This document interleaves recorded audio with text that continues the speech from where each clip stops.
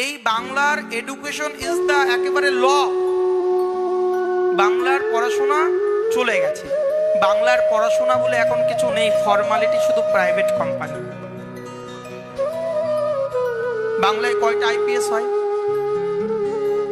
কয়টা বড় বড় অধিকারী হয়, হয় কি এখন? ওই দেখবেন বিহার, উত্তর থেকে সেই সকল অধিকারী আসে। রেল স্টেশনে গিয়ে দেখবেন ম্যাডাম পুলিশগুলো আপনাদের বাঙালি না, অন্যান্য স্টেটে। এই কথাগুলো বললে হয়তো মনে কারো কষ্ট লাগছে, ক্ষমা করবেন।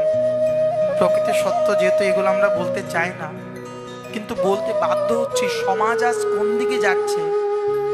ছেলে মেয়েরা আজকাল এমন প্রফেশন তৈরি করে ফেলেছে যে প্রফেশনের দ্বারা তাদের জীবন নষ্ট হয়ে যাচ্ছে। তারা যে একটা বড় অধিকারী হবে, তারা যে একটা মাস্টার মাইন্ড হবে, মেন্টালিটি যে একটা প্রফেসর হবে, প্রফেসর কি হবে? ছোটবেলার থেকে যদি পাবজি খেলা শুরু করে তো প্রফেসর কি হবে? ছোটবেলার থেকে যদি গেম খেলা শুরু করে, ছোটবেলার থেকে একটা স্টুডেন্ট হতে গেলে তাকে 8 ঘন্টা কমসে কম স্টাডি করতে হয়।